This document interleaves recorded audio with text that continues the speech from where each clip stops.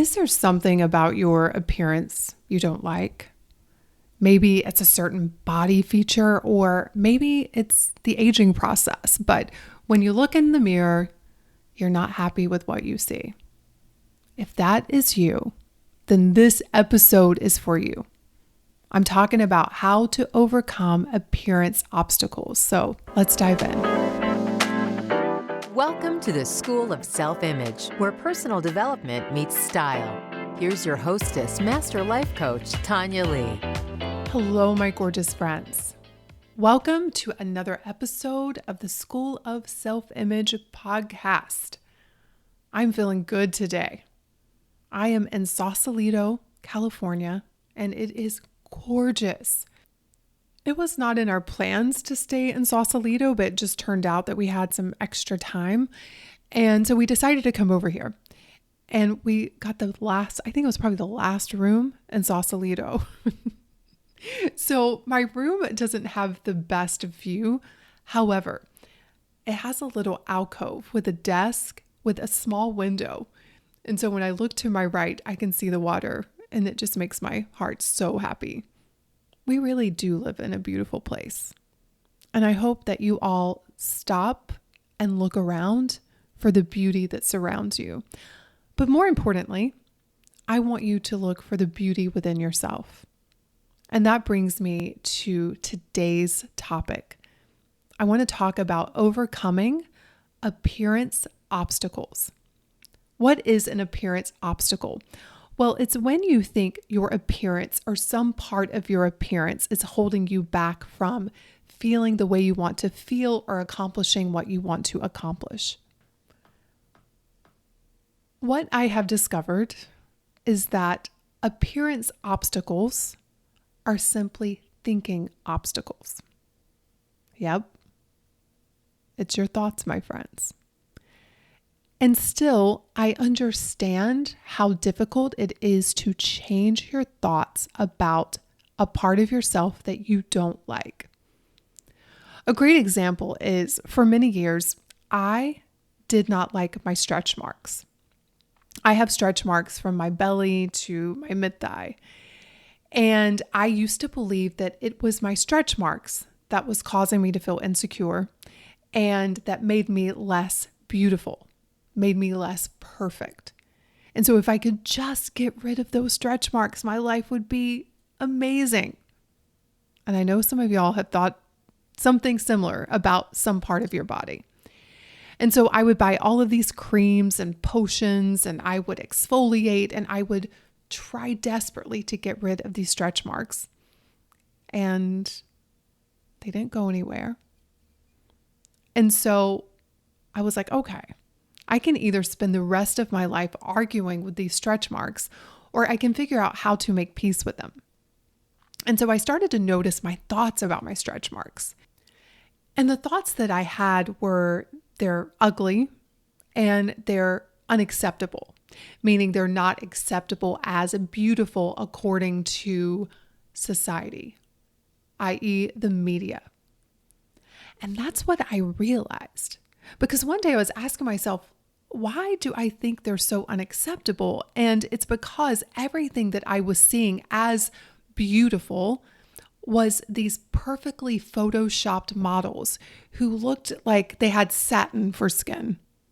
Many of these women had stretch marks, but I didn't see them because I wasn't seeing that version, that real life version of them. I was seeing the very edited version of their bodies.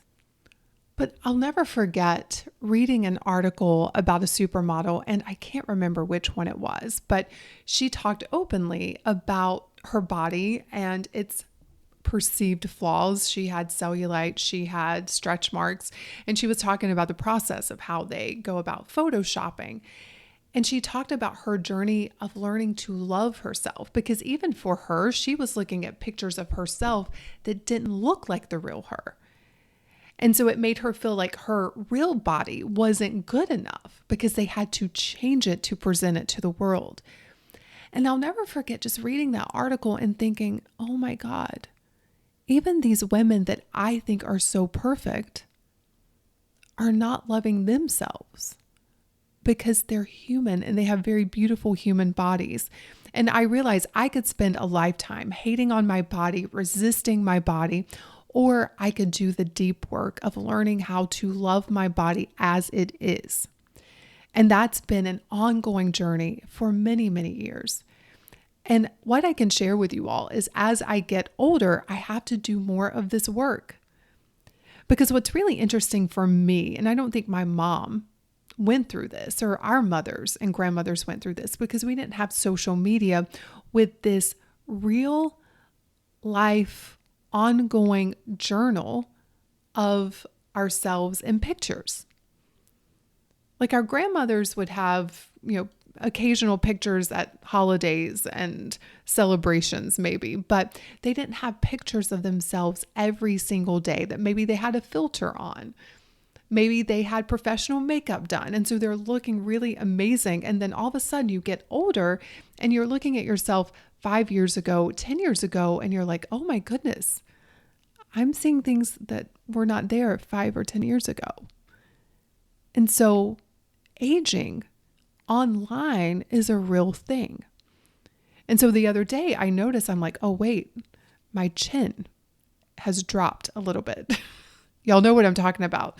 If you look at it from the side, it's like, oh, it's hanging. It wasn't doing that a couple years ago. The texture of your skin changes. The texture of your hair changes. No one told me that my hair texture would change.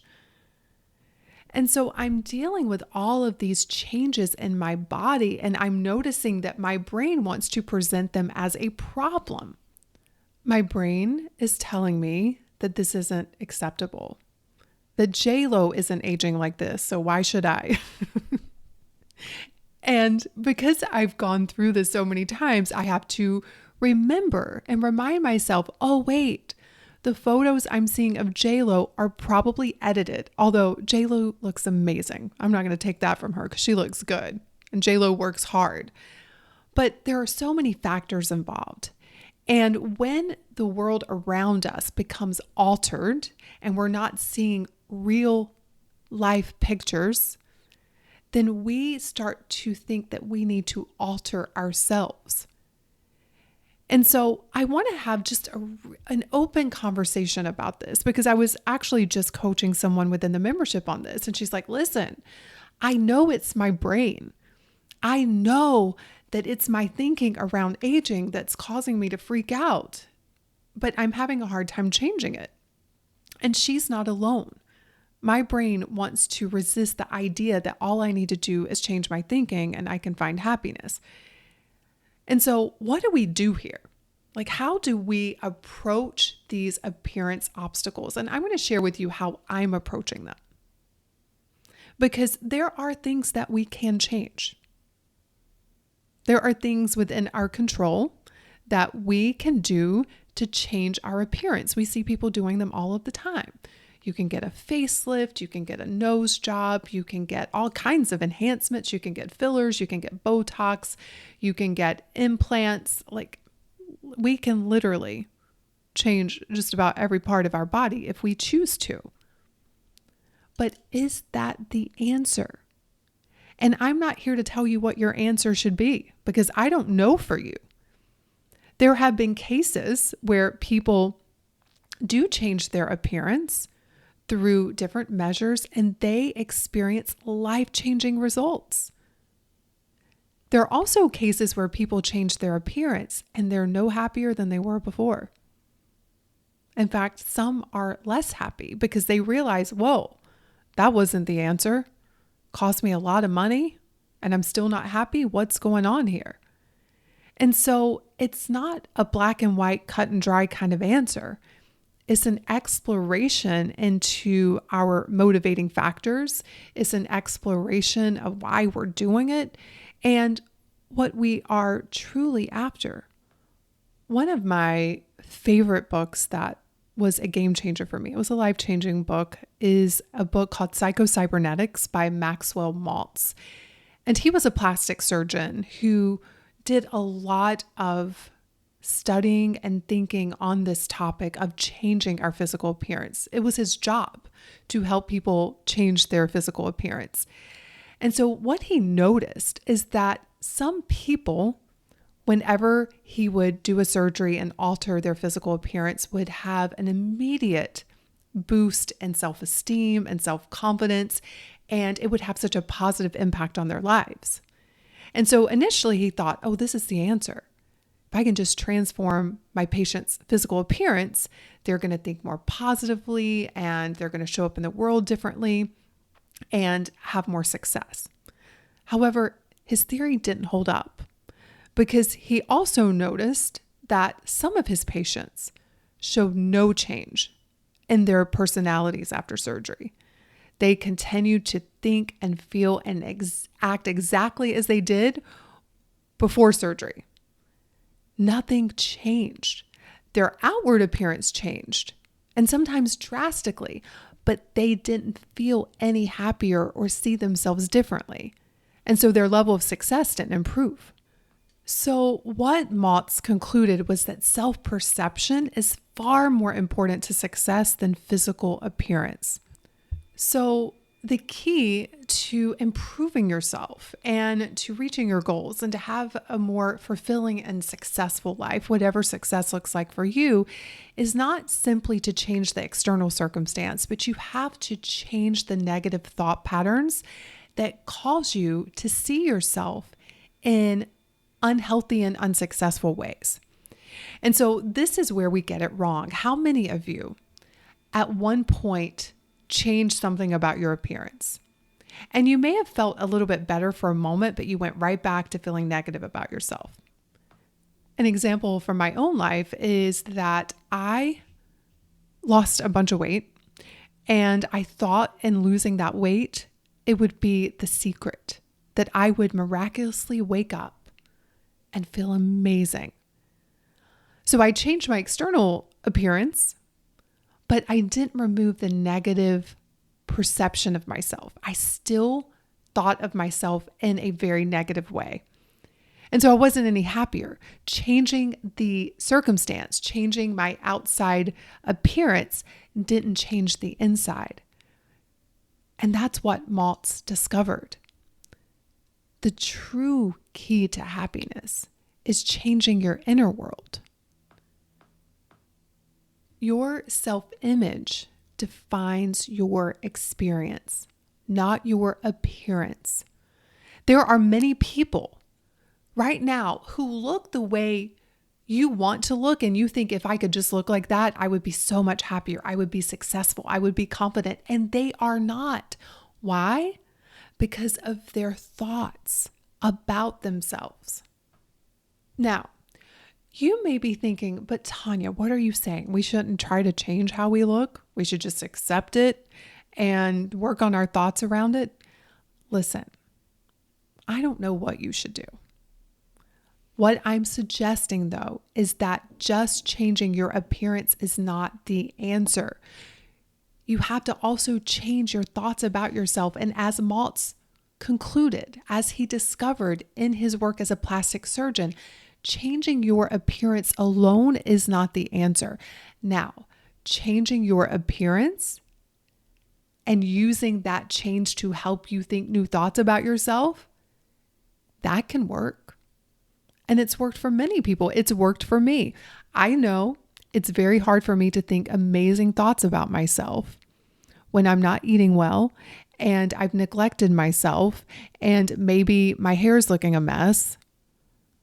Could I think amazing thoughts about myself? Yes, but it's going to be a lot more difficult. It's going to require a lot of effort versus when I eat well, when I exercise, when I'm taking care of my physical body, when I'm doing my hair and I'm doing my makeup and, taking care of my appearance, it is so much easier to think more positive thoughts about myself.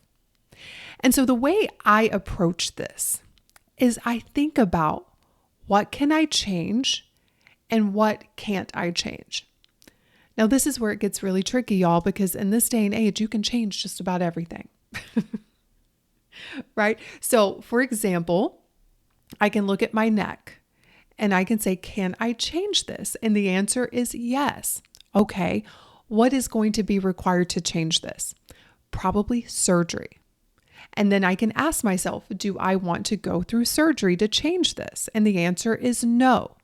And so then the next step is, well, you got to make peace with it. And so then I start working on how can I accept it? How can I love it? And we'll talk about that in a moment. And so write down everything that you're not happy with your appearance. Once you've done that, I want you to go through each thing on that list and ask yourself, can I change it? If you are 5'4" and you are unhappy about that and you would rather be 6 feet tall, you can't change that. That is unchangeable. We can't change our ethnicity. We can't change our hair texture, even though I tried. I wanted curly hair so bad. And so I remember back in the day, do you remember perms? I guess you can change your hair texture a little bit. You can't change the texture, but you can change the curl. I digress. There are certain things physically we cannot change. Although in today's age, as I was saying, you can change a lot of things. So you may come upon something that you're like, I can change this. Then you're going to have to ask yourself, how would I go about changing this? For some of you, it may be a lifestyle change. Maybe working out, maybe eating healthier will help you create a physical change. For some of you, the answers may be more invasive. Maybe it's getting Botox or getting a surgery. So when you think about changing your physical appearance, you can ask yourself questions like, does this change align with my personal values and goals? So let's just play around with an example. Let's say that your desired change is to fix your neck and sagging skin on your face. And you've done your research and you realize the only way I'm going to be able to do this is to get a facelift. And they are quoting me $75,000 for this facelift. And you look at your savings account and you realize, this is going to really stretch me. And you think about your personal value of security and wealth. You may decide, you know what? This doesn't align with my personal values. And you can make peace. It's a no for me. You can also ask yourself, do I have a realistic understanding of the effort, the resources, and the potential risk involved in making this change? Because you need to decide if it's worth it for you. Do you really want to put in the effort? Do you really want to spend that money? Are you willing to make peace with the worst thing that could happen if something goes wrong? You have to decide that. Another really useful question is, am I considering this change for myself or am I doing it to meet some societal or external expectation? Now, when you think about this and you get really honest with yourself, a lot of you are going to realize that the reason why you're wanting to make a change is because of what society has told you is beautiful. And is it worth it, you making this change to meet some expectation that's always changing? Have you noticed? It used to be really trendy to be skinny, and then it became very trendy to be curvy. You know, what's going to be next? That's when I was like, I'm just going to embrace myself, because if not, I'm going to have to change every decade to keep up. And hopefully my decade will come that it's, trendy to be my body type. But I just didn't want to play that game. And as I am aging, I'm asking myself this question: what is for myself? And what am I doing to meet societal and external expectations? And to be honest, a little bit of both, right? Like, I'm not going to sit here and say, oh, I only do these things for myself. I think you see things long enough and you're like, oh, this is what it looks like to be, an almost 50-year-old woman. Realizing that what I'm seeing are other 50-year-old women who are doing things to try to slow down the aging process. I get Botox. My mom didn't get Botox. And so there are things that we can change. And I've made peace with the things that I have chosen to do. But there are also things that I'm like, I don't want to do that. Like, that's too much for me. And that's okay too. What I'm wanting you all to understand is that there's no right or wrong. I think there are people on both sides of the aisle screaming at each other. Like, if you really love yourself, you won't do this. And other people are like, if you love yourself, you will. And I just want us all to take a moment and to answer these questions for ourselves. As Hafiz said, between right doing and wrong doing, there is a field. I will meet you there. And that's where we all need to go to figure out our lives and to figure out what we really, really want to do.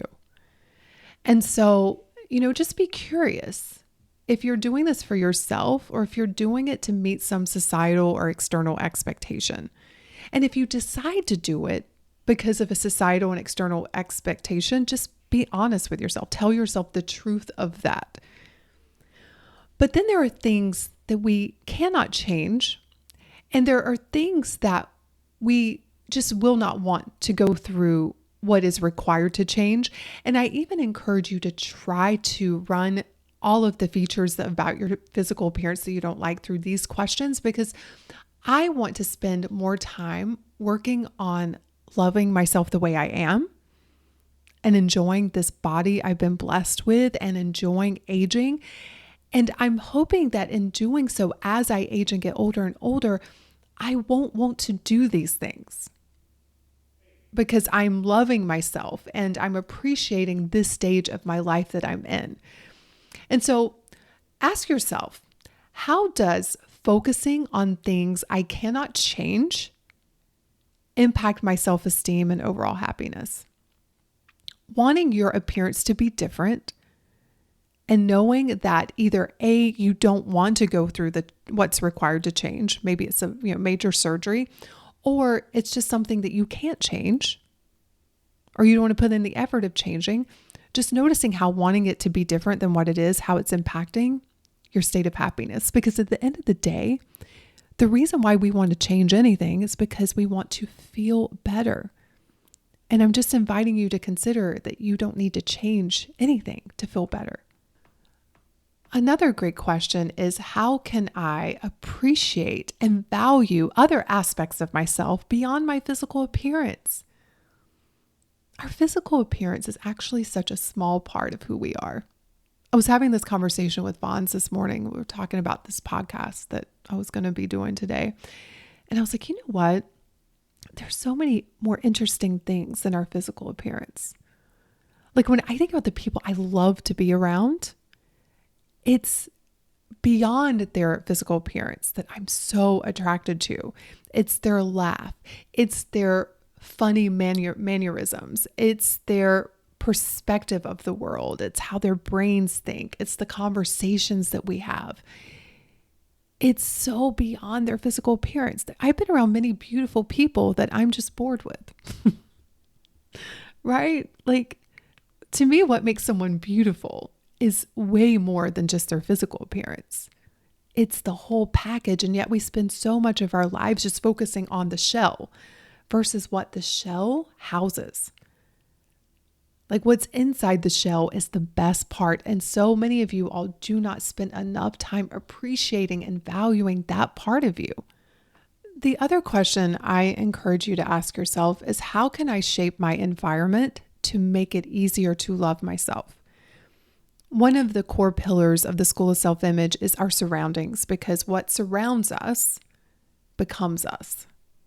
And so when we are surrounded by images of, perfection that we cannot obtain, even the people in those images can't obtain it. They have to edit them to be this perfect representation. And so when that is our surroundings, when that's our environment, we start to think that that's real. And so I'm very mindful of what I consume. I'm very mindful of what's on my social media. And I love to have diverse representations of beauty.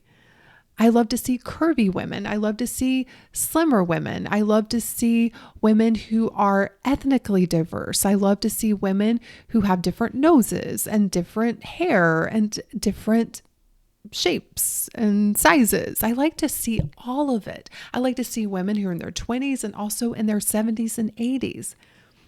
I don't want to consume just one idea of beauty because there is no one ideal of beauty.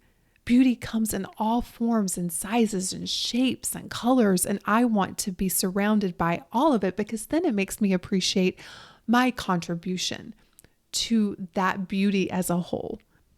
I also love to surround myself with very positive and healthy examples of aging. And so you get to decide what that looks like for you, because I imagine that many of you listening to this, you're aging. In fact, everyone is. Everyone that's listening to this is aging.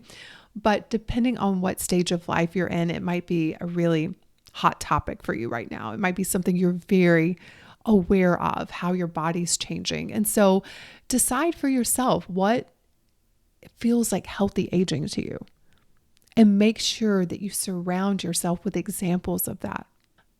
Finally, the last thing that I want to say about this is to meet yourself where you are. It's very normal to feel frustrated and anxious and worried about your appearance because we live in a very appearance-focused society. I was just coaching a woman within the membership recently, and she was like, listen, I know it's my thoughts. I know that's what's going on, but I just can't seem to shake it. And so I just invited her to hang out where she is right now, not to try to change it, to be okay with the anxiety from aging. Because have you ever noticed when we try to change something, when we're fighting against it and trying to change it, just makes it harder to change? And so I just said, hey, what if we just accepted that right now you're having a really difficult time with aging? You're having a difficult time with the thoughts that you have around aging, and you know what you're thinking, and right now you're having a hard time changing it. And we just hung out there for a while. We don't try to change it, but we just accept, yeah, it's difficult for me. I really believe that that is the first step to changing it.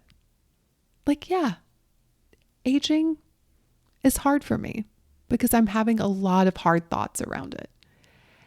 However, at the same time, what I encourage you to do as you're holding space for meeting yourself where you are right now, also begin to celebrate you. Begin to look beyond your physical appearance. Begin to appreciate all of the other amazing things about you, and look for the things about your physical appearance that you do love. And as you begin to focus on what's amazing about your appearance, what's amazing about you, what's amazing about growing older, because it beats the alternative. And there is an alternative, we just don't grow older. But that means we don't grow older, right? So as you are accepting where you are and holding space for yourself, at the same time, begin to move in that direction of where you want to go. And where you want to go is just to feel better. And no matter what we do, we can get all the surgeries, we can get filler, we can do all the things, but we're all going to age. We're not going to be able to preserve ourselves and stay stuck in time. And I don't think we want to. At a certain point, we have to be willing to be like, yes, this is part of life. And I'm so grateful for this amazing opportunity to age, because some people never, ever experience this. And so it's a yes, and yes, I'm finding it difficult, and I'm learning how to make peace with it. I'm learning to appreciate other parts of myself. I'm learning to appreciate my own appearance. Just this morning, I'm getting a little emotional thinking about it. I was looking at my face in the mirror, and I could hear that little voice saying, oh my God, look at the neck. Look at those extra lines around your eyes. Like, I could hear that. But there was this other voice of like, oh my goodness, look at you. Look at who you've become. Look at the smiles that you've had and the evidence of those smiles, look at how beautiful you really are. Beyond the crow's feet, beyond the little hanging part of my neck, beyond all of that, look at the beauty of you. And it's so much more than my face. It's so much more than your face. It's our heart. It's our intentions. It's our love. It's our passions. It's our joys. It's our excitement when we see each other. Like, that is our beauty. The shell will change, my friends. But what's on the inside? That's within our control. And that's something that can get better and more beautiful over time. And so if there's something you want to change about your appearance, be okay with it and like your reason for wanting to do it. But also know at the end of the day, any appearance obstacle is just a thinking obstacle. I want to invite everyone listening to do whatever it takes to love yourself. And if you need to change a part of your appearance, just know that that may not be the answer. Because if you don't change what's going on inside, what's outside will never matter. I would love to hear your thoughts on this topic. Find me on Instagram at Tonya Leigh and let me know what your takeaway was from this episode. And let me know if there's something around your appearance that you are struggling with, because you're not alone. Being a woman in today's world has its challenges, and the constant need to be perfect and to look a certain way is definitely one of them. But we can surpass that. We can define what is beautiful for ourselves. And I always encourage you to make sure that your definition of beauty leaves a lot of room for you, because you belong in that definition. And I've just decided that beauty goes far beyond the outside appearance. What's on the inside really does matter the most. I know that sounds cliche, but it's true. And so as I take care of my outside appearance to the best that I can, I'm focusing on my inner world and making sure that that feels beautiful. Have a beautiful week, my friends. Love you, and I cannot wait to see you on next week's episode. Cheers. Hey there. Got a question for you. Have you subscribed to the weekly edit? If not, what in the world? This is your ultimate guide to transforming your self-image. You're going to learn how to upgrade your mindset, banish self-doubt, and embrace self-love. You will cultivate a positive outlook that radiates from within. But that's not all. At the School of Self-Image, we also believe in the power of style and surroundings to change how you see yourself. So expect weekly tips on how to upgrade how you're showing up in the world in your style, as well as what surrounds you, and making intentional choices about both. The Edit is your go-to resource for a total self-image makeover. It's like having a personal cheerleader, a stylist, and a best friend all rolled into one. So, what are you waiting for? Say goodbye to the self that's holding you back and hello to the new you. Sign up for the Edit today by going to schoolofselfimage.com/edit, and I will see you in your inbox.